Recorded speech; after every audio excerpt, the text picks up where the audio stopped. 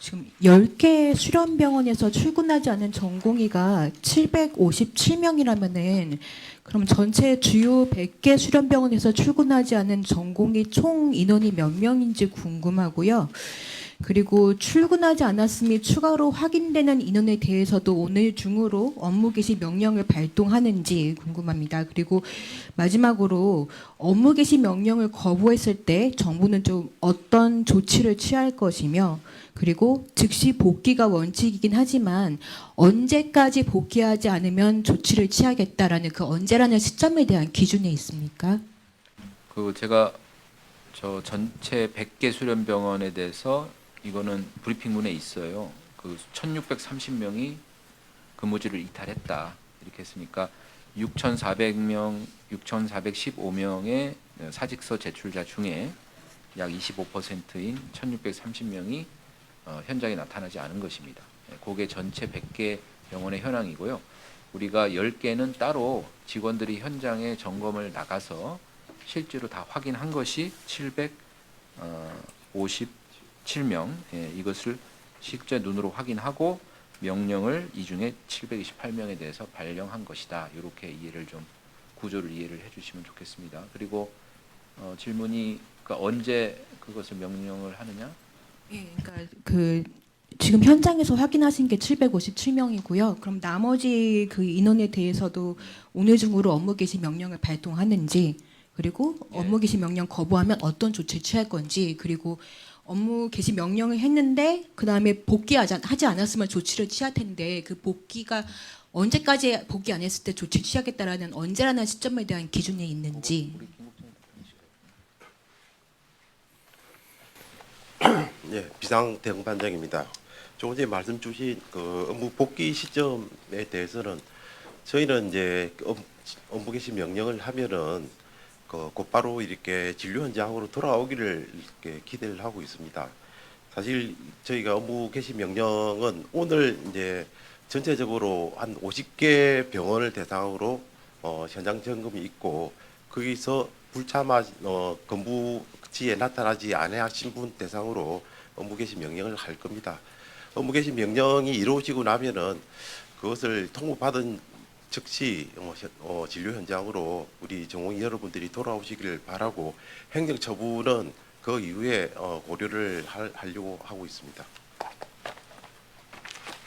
그 언제라고 하는 게요.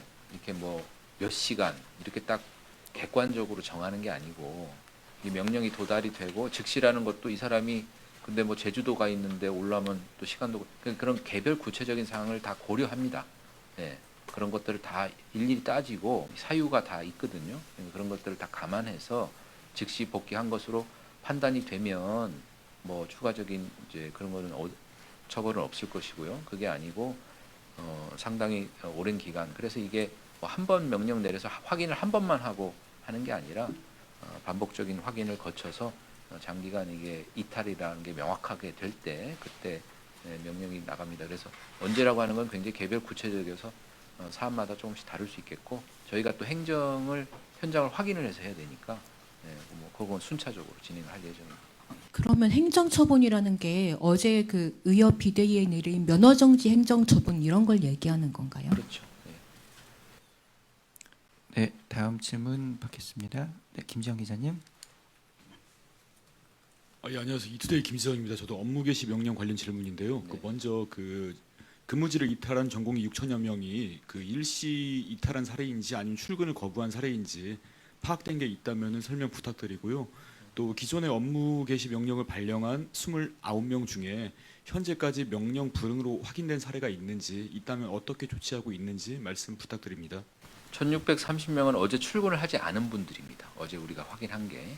그래서 뭐 일시냐 뭐 이거는 시점은 또 각 현장마다 달라서 뭐 구체적으로 제가 파악하고 있지는 않고요. 근데 어쨌든 어제 하루에 나타나지 않았다. 이게 총 1630명이다. 이런 이제 숫자가 되겠고 그다음에 저기 처분을 했는데 복귀하지 않은 사람 지난번에 그 처분이 어떻게 되느냐 그 설명입니까? 그걸 요청하시는 거죠. 일단 지난번에 이제 그 저희가 103명에 대해서 이제 행정 업무 개시 명령을 했고 그 중에 이제 3분이 미복귀를 했습니다. 그 중에 이제 2분에 대해서는 지금 뭐 사실관계를 확인을 하고 있는 중이고 그 관계가 말끔하게 정리가 돼야지 처분 여부를 이렇게 판단할 수 있겠습니다. 예, 다른 질문 있으면 추가 드립니다. 네. 박진석 기자님. 네, 데일리안 박진석입니다. 그 전날에 대한소아청소년과 의사회장이 이제 의사라고 말한 것과 관련 고발했는데 여기에 대해서 좀 입장 표명 좀 부탁드리겠습니다. 예, 제가 어제 기자단 톡방에 아마 문자로 공지를 좀 드리라고 말씀을 드려서 문자가 간 걸로 알고 있고요. 그것은 뭐 발언 실수입니다. 예. 저는 전혀 그 단어는 처음 알았어요. 그 단어를 어저께 몰랐는데 보도가 막 나서 내가 정말 그렇게 발언을 했느냐 직원들한테 물어보니 그렇게 들렸다고 했고, 근데 제가 어제 좀 과로가 돼서 그런지 어제 실수를 좀 많이 했죠. 그거 말고도 실수한 곳들이 여러 군데가 있었는데 지금 몇 주째 뭐 사실 주말에 쉬지를 못했고 또 새벽까지 일을 하다 보니까 좀 체력이 좀 그랬던 모양입니다. 그거는 단순한 실수이고 제가 유감의 뜻을 표명했습니다. 그래서 그거는 잘못된 일입니다. 네, 이현희 기자님. 네, 그 사직서를 내고 근무지를 이탈한 전공의 중에서 세브란스랑 서울 성모병원이 많다고 하셨는데 그 빅5 소속이 몇 명인지 이거 좀 확인 부탁을 드리겠고요. 그다음에 근무지 이탈 규모에 비해서 현장 점검 인력이 지금 충분한지 따라갈 수 있는 그런 상황인지도 좀 확인 부탁드리겠습니다. 예, 아마 제가 오늘 브리핑에는 총 전체 통계를 말씀을 드렸는데 아마 개별 병원별 상황이 조금 궁금해하실 거예요.